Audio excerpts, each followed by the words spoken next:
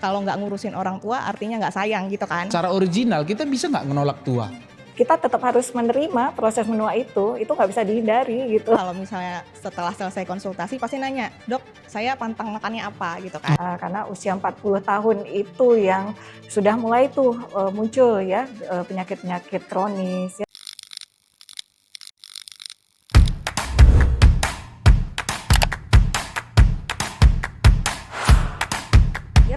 Dengan konjungtivitis. Jadi kami kenal adalah orang yang Selamat datang kembali di podcast Stetoskop bersama saya Sayuda Reja, dan hari ini kita bersama dengan ada dua dokter hari ini. Coba dong dok, tolong diperkenalkan diri. Oke. Nama saya Dr. Dina Aprilia Ariastin. Saya dokter spesialis penyakit dalam, konsultan geriatri. Geriatri itu apa dok? Oke. Geriatri itu suatu cabang ilmu kedokteran ya yang khusus untuk penanganan pada usia lanjut. Jadi itu bagian dari subspesialis di ilmu penyakit dalam. Jadi memang khusus untuk kesehatan pada usia lanjut gitu. Oke. Ilmu dan ya. Bersama dengan dokter Indira. Dokter Indira. Yang lengkap dong dok. Baik, makasih. Halo semuanya, nama saya Dr. Indira Hairuna Nasution, spesialis kedokteran fisik dan rehabilitasi. Biasa dipanggil Dokter Indi. Dokter Indi berarti. Betul. Ya. Jadi dok, sebenarnya kenapa saya undang dokter ke sini adalah satu concern saya ketika saya udah mulai di umur hampir 30. Jadi ketika saya ngelihat ibu saya tuh kayak ngerasa khawatir gitu. Selama ini ibu saya tuh nggak pernah sakit gitu kan. Jadi ibu saya tuh selalu, dia orangnya workaholic lah, seneng kerja. Jadi saya pengen tanya ke dokter nih, sebenarnya possibility untuk ibu saya sakit tuh berapa persen dok? Karena saya kan khawatir nih di usia dia yang udah tua gitu. Berah tahu ibunya usia berapa? Masih 48 sih. 48 ya, hampir 50. Iya. Berarti belum masuk lansia ya? Belum. Tapi masih usia dewasa. Tapi memang sebetulnya mulai 40 tahun itu kita harus mulai rutin memeriksakan kesehatan ya. Karena usia 40 tahun itu yang sudah mulai tuh muncul ya penyakit-penyakit kronis ya, seperti penyakit diabetes, hipertensi, apalagi penyakit osteoartritis ya, penyakit-penyakit yang memang kita harus lakukan screening mulai dari 40 tahun gitu. Jadi kita biar tahu nih kondisi kesehatan kita itu seperti apa. Dan kalau misalnya memang belum mengalami kondisi penyakit tersebut, kita kan bisa mencegah ya. Iya, benar. Tapi kalau sudah kita dari hasil pemeriksaan sudah ada kondisi penyakit tersebut, kita sudah harus mengobati gitu. Oh, oke. Apa yang menyebabkan orang Indonesia itu punya kebiasaan nggak peduli sama kesehatannya sewaktu masih muda? Contohnya kami ini yang masih muda, ya kan dok? Dokter ini masih muda. Masih lah. Masih dong. Apa dok yang menyebabkan ya, kami ini nggak peduli gitu? Tidak peduli ya. Mungkin karena masih asik bekerja, tidak sempat ya untuk memeriksakan kesehatan. Ada keluhan-keluhan mungkin dibiarkan ya, misalnya sakit sedikit nggak apa-apa gitu ya kan. Baru muncul dampak yang yang kelihatan di fisik kita itu pada saat tua gitu. Jadi muncul gejala-gejala yang yang lebih berat itu pada saat kita beranjak tua. Biasanya pas muda itu kena penyakit apa tuh dok? Kalau saya pernahnya tipes sama DBD sih. Oke. Kalau itu kan memang kondisi penyakit tidak menular ya, dan penyakit itu memang bisa sembuh kalau diobati. Tapi kalau penyakit-penyakit kronis itu penyakit yang akan kita alami seumur hidup. Dan artinya kalau kita alami seumur hidup kan harus diobati nih ya, harus dikontrol selama hidup kita. Jadi yang berbahayanya sebetulnya dengan penyakit kronis, komplikasi sebetulnya yang berbahaya. Jadi dia selama ini mungkin penyakitnya tidak terkontrol ya, datang ke dokter pada saat sudah muncul komplikasi. Itu yang biasanya penanganannya akan bertambah berat dibandingkan pada saat dia awal terdiagnosa sudah diobati. Itu biasanya pengobatannya itu akan lebih lebih mudah dan cepat penanganannya gitu. Biasa kategori di umur berapa dikategorikan dan punya jenis-jenis kriteria apa nih dok? Sampai bisa ke geriatri ini gitu. Oh oke. Jadi geriatri itu kan masuk ke dalam usia lanjut. Usia lanjut ya. berarti orang tua. Iya, jadi kalau di Indonesia itu lansia itu aturannya itu masuk 60 tahun, itu udah masuk lansia. Usia lanjut itu kalau masuk ke usia 60 tahun, itu kita sudah masuk ke kategori lansia. Tetapi kalau geriatri itu lansia yang memang sudah ada mengalami masalah-masalah geriatri, sudah ada mengalami sindrom geriatri. Ditambah dengan adanya penyakit medis. Jadi 2 penyakit medis itu sudah masuk ke dalam geriatri sebetulnya. Di dalam geriatri itu ngapain? Di dalam geriatri. Iya, di dalam geriatri itu ngapain? Apakah cuma diawasin aja, dikontrol makanannya? Iya, gitu? Iya. Jadi memang untuk konsep pelayanan geriatri itu tidak hanya mengobati saja. Jadi kita mulai dari promosi kesehatan, ya, prevensi, jadi mencegah jangan sakit, kemudian kuratif termasuk juga pengobatan, ditambah pada saat akhirnya itu rehabilitasi. Jadi rehabilitasi itu nanti kita bareng nih gitu.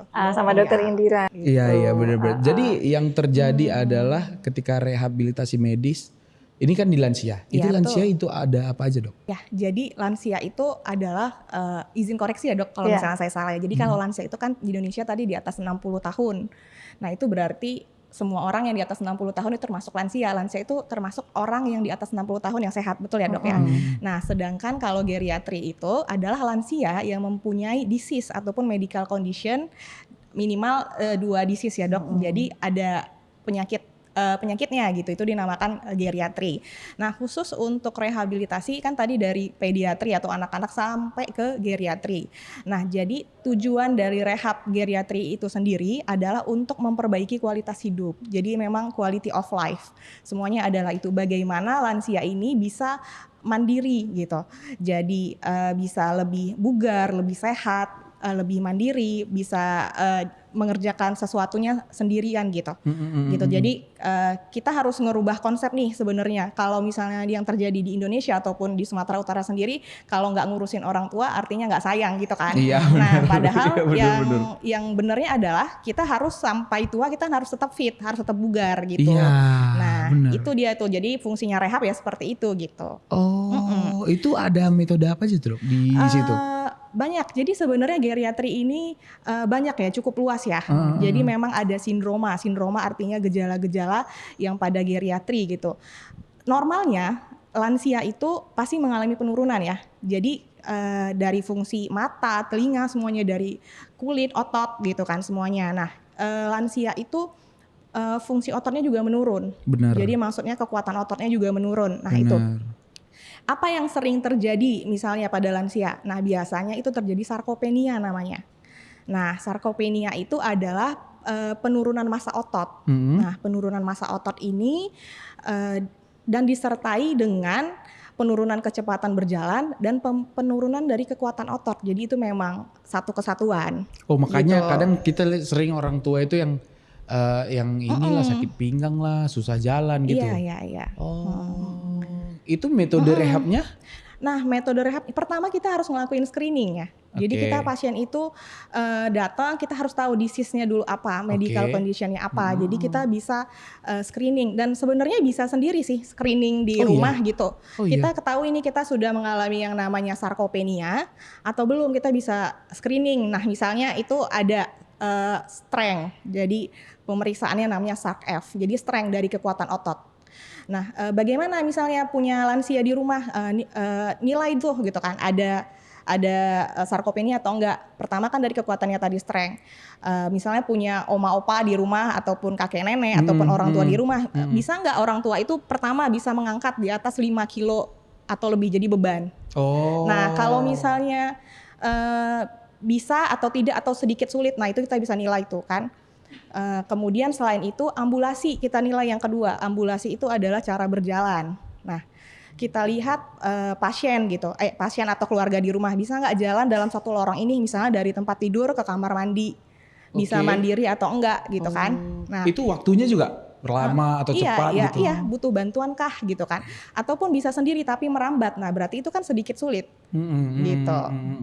Kemudian rise from chair, jadi duduk ke berdiri. Kalau kita yang muda-muda coba tes sendiri. Kalau duduk ke berdiri kan belum butuh topangan kan. Jadi kayak saya sakit bisa, pinggang sih masalah. jadi naik gitu kan. Nah itu tuh bisa tuh jadi salah satu gejala atau ciri khas dari sarkopenia gitu kan. Butuh topangan atau enggak, butuh tongkat atau enggak gitu kan. Atau butuh berapa orang gitu kan. Nah selain itu ada lagi yang namanya fall ataupun jatuh. Jadi dalam satu tahun terakhir ada jatuh berapa kali gitu. Jadi itu salah satu gejala dari sarkopenia ya, ciri-ciri. Jadi kita bisa lakukan screening itu di rumah. Oke.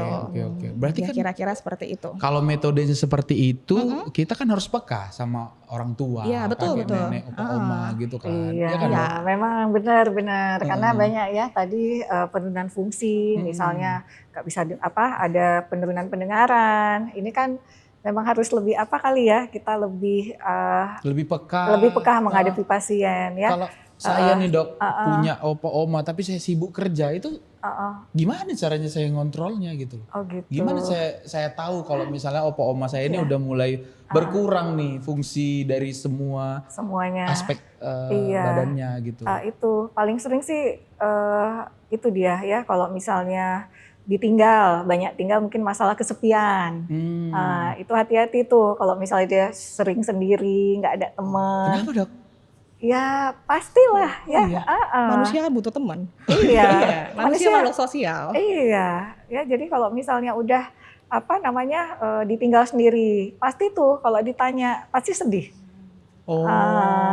Ya karena nggak ada teman. Ini anaknya ya yang sedih gini nih, saya punya pasien, anaknya banyak. Tapi orang tuanya tuh sendiri, ditinggal sendiri. Memang literally sendirian atau ngerasa sendiri? Literally sendirian. Memang sendirian? Iya, dia tinggal di rumah tuh sendirian gitu. Ya, berdua lah mungkin kalau ada istrinya, dia bisa tinggal berdua. Tapi itu tadi anaknya sama di kota yang sama tinggalnya, tapi jarang lihat. Jarang lihat gitu ya. Kan sedih gitu sedih ya. Sedih sih memang. Ya, itu ngaruh juga sama dengan penyakit dalam kalau dia stres gitu dok? Ya pasti ya, karena kan kalau ya tadi mulai kesepian, ini akan muncul tuh masalah psikis ya. Bisa pasien yang mengalami depresi misalnya, jadi gangguan tidur. Itu kan jadi nambah ya kondisi penyakit psikisnya ya. Jadi belum lagi nanti penyakit medisnya ada, ditambah penyakit medis yang dialami, itu pasti keluhannya bisa bertambah berat. Akhirnya bisa komplikasi? Ya, pada akhirnya memang datang dengan kondisi penyakit yang lebih berat gitu. Misalnya kita kemarin ada geriatric daycare kan, itu ngajak untuk lansia itu staycation, gitu kan, di sini gitu kan. Ya sebetulnya itu lebih ke respite care. Jadi kayak misalnya nih ada kesibukan di keluarga ya, orang tua kita nggak ada yang menjaga, tidak ada yang menemani di rumah. Jadi fungsinya staycation itu seperti itu. Jadi nih ada di Regina ada ya. Ada. Jadi itu kan bisa nih. Bu, saya mau pergi nih sama ada urusan kerjaan. Ibu kan nggak ada yang jaga nih. Ibu mau nih di Regina. Ini loh Bu, ada di sana ada yang ngejaga. Tempatnya pun seperti hotel. Kemarin musim liburan ya? Iya, jadi seperti liburan juga. Jadi konsepnya sih sebetulnya durhaka nggak sih saya dok kalau kayak gitu? Saya tinggalin orang tua saya. Ya kalau orang tuanya mau ya enggak. Orang tuanya nggak sanggup juga nggak apa-apa ya kan? Iya, itu dia. Kadang saya ngerasa, ya, saya itu jalan-jalan, kan sebetulnya, orang tua saya tinggal gitu. Iya, bukan jalan-jalan ya. Mungkin kita mau kerja atau apa ya. Sebetulnya nggak durhaka lah ya, itu kan bentuk perhatian kita sebetulnya. Bener. Tapi memang perhatian yang lebih baik lagi ya kalau kita bisa ada bertemu langsung itu perhatian yang lebih baik lagi sebetulnya. Iya, benar-benar. Tapi itu kan tadi bentuk dari fisik dari lansia kan. Jadi banyak metode untuk ngelatih, ngerehab gitu kan. Kalau untuk yang maaf dok, boleh benerin saya Alzheimer ya? Oh, itu termasuk juga dok? Oke. Dari kebiasaan seperti apa itu bisa terjadi? Oke, Alzheimer ya.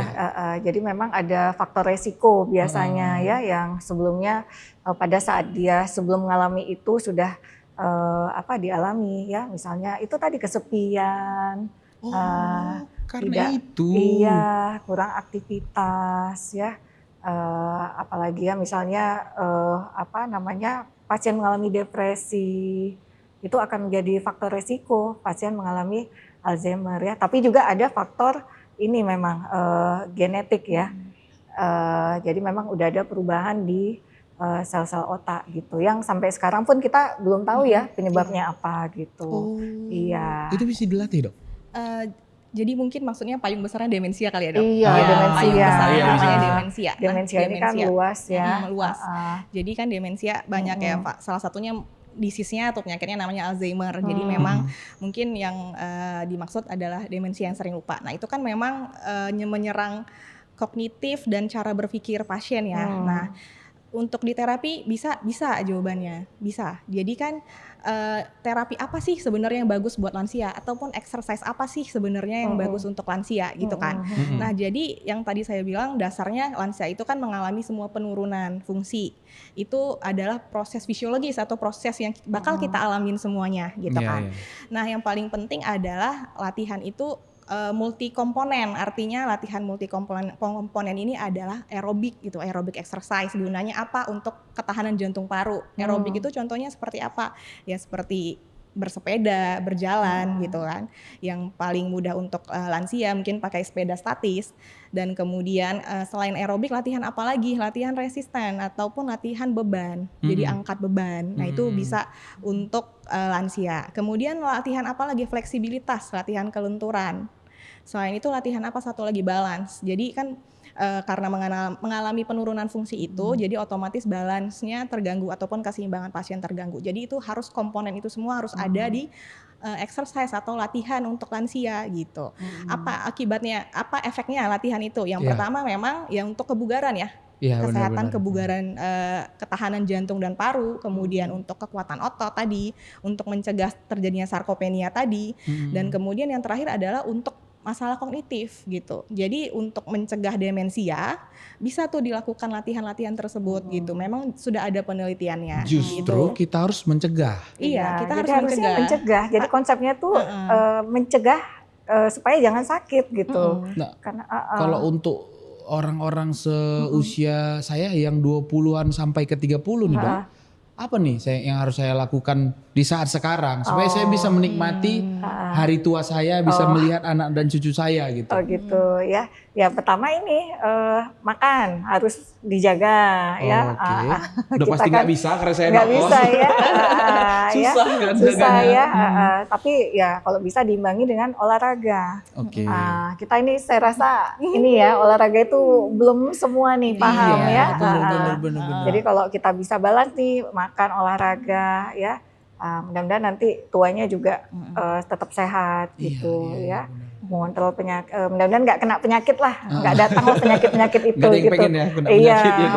Nggak ada yang pengen.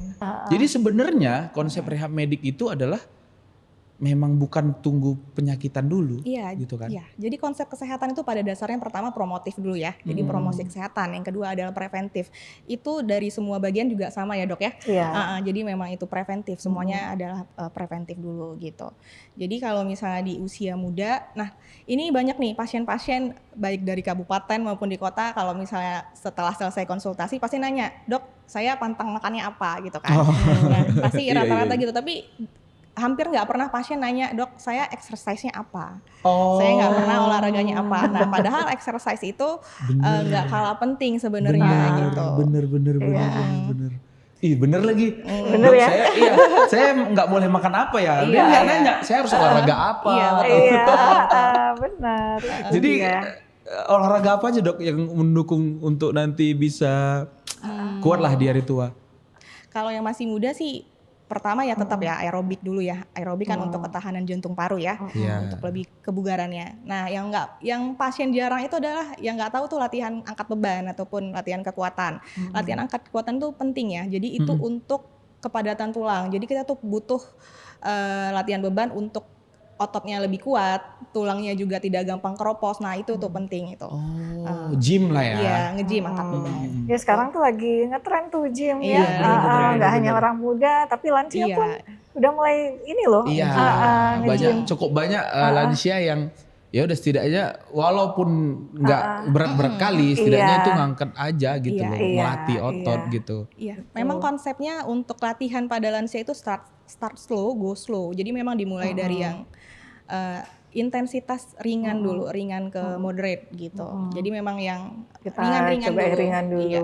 Tapi ada nanti konsep regresi kalau nggak salah ya dok ya. Jadi nanti ada gerakan-gerakan juga disesuaikan dengan kemampuan. Dengan disease. Jadi tetap setiap lansia itu beda-beda.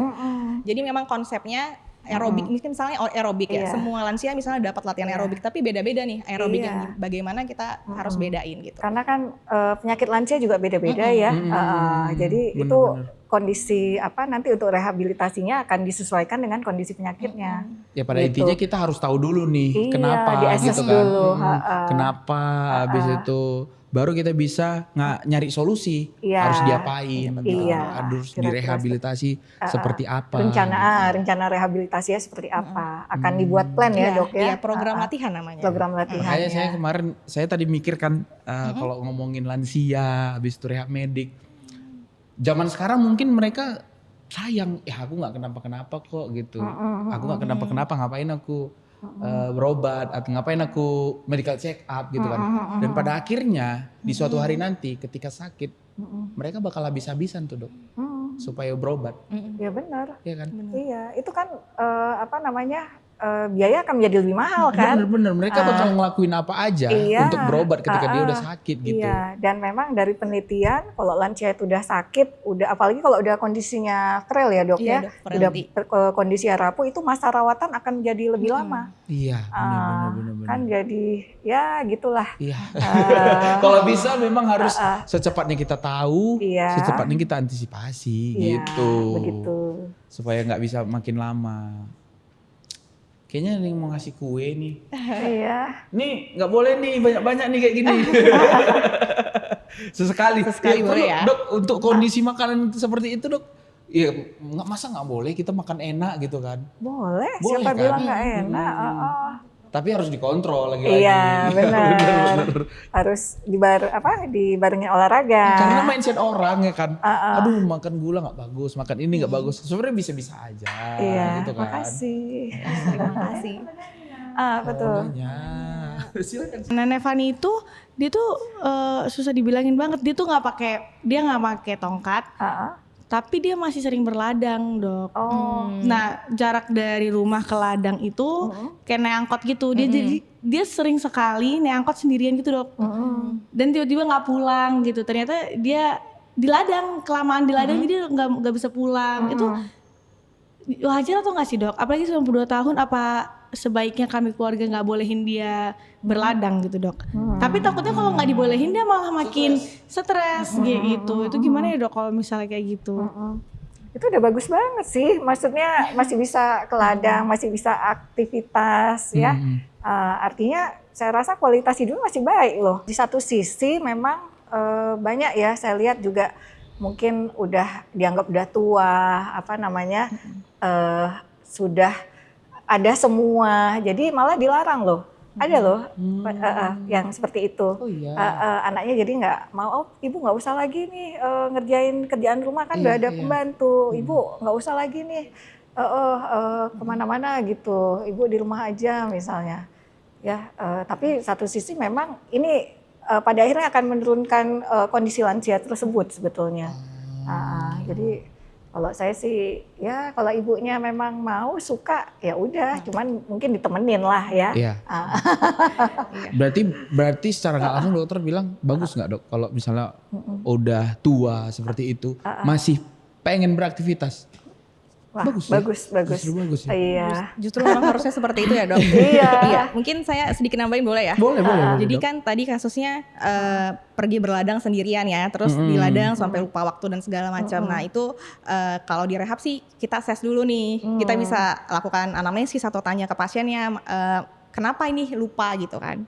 Apakah memang karena tidak ada jam di ladang jadi tidak bisa melihat jam? Iya, diperiksa. Kemudian Kalau terlalu asik misalnya iya, dok? iya gitu. Jadi di rehab juga kita selain assess pasiennya, kita juga assess lingkungan dan keluarganya gitu. Jadi kita bisa ngelihat nih bagaimana ladangnya. Jadi biasanya pasien itu fotoin atau videoin ladangnya, proses jalan ke sana. Nah, kita dari situ bisa nilai apa sih obstacle yang ada dari si kakek tadi ke ladangnya gitu kan. Jadi kita lihat obstacle-nya apa, nanti kita bisa cari tahu dari situ. Kita bisa cari tahu yang menghambat apa atau faktor pendukungnya apa. Nah, gitu. Dari situ kita bisa bantuin. Saya pernah ada lihat video satu manusia itu ngeluarin sampai 2 juta dolar menolak tua. Itu kan dia operasi apa segala macam. Secara original kita bisa nggak menolak tua? Kalau mungkin ada, iya bisa nggak kayak, Iya. saya nggak mau tua nih, saya mau fit terus gitu. Itu proses alami ya, dan akan dialami oleh semua makhluk hidup. Nggak hanya manusia, hewan, tumbuhan ini pasti akan menua gitu. Tapi yang kami pelajari itu bagaimana supaya memperlambat ya. I see. Iya, tua itu pasti. Tua itu pasti. Iya, tapi supaya kita bagaimana caranya supaya memperlambat proses penyakit ya, masalah-masalah medis yang disebabkan oleh tua gitu. Jadi ada sekarang apa ya istilahnya juga banyak nih, anti aging pun ada ya. Tapi kalau kami nggak setuju sih dengan kalau saya ya anti aging itu juga nggak setuju karena kan dia melawan tua gitu. Tapi kalau di geriatri ini kita sifatnya memang ya kita tetap harus menerima proses menua itu nggak bisa dihindari gitu. Realistis ya kan, realistis. Kita pasti tua gitu kan. Cuman gimana caranya kita memperlambat penyakit yang umumnya terjadi pada saat kita tua itu datang gitu. Ya itu dengan nutrisi yang baik ya, dengan aktivitas fisik yang baik, nggak boleh stres. Nggak boleh merokok, menghindari dari paparan-paparan debu, apalagi asap ya. Sama satu lagi sebetulnya vaksinasi. Cuma nanti, nanti beda lagi topiknya ya. Tapi dok, gitu ya. Kalau misalnya saya punya kekurangan gitu kan, dari lemah nih otot saya sekarang, mungkin jarang dipakai atau apa gitu kan, bisa nggak saya kembali normal sebagaimana usia saya gitu? Bisa dong, ya bisa. Ya, Jawabannya ya. Kalau misalnya belum ada disease, belum ada kondisi medis gitu, belum ada penyakit-penyakit yang mengkhawatirkan gitu ya bisa. Makanya pertama diperbaiki dulu nutrisinya. Jadi nutrisi itu penting juga ya. Kalaupun kita exercise rutin tapi nutrisinya nggak diperbaiki juga nggak bisa. Jadi perbaiki nutrisi, baru exercise-nya gitu.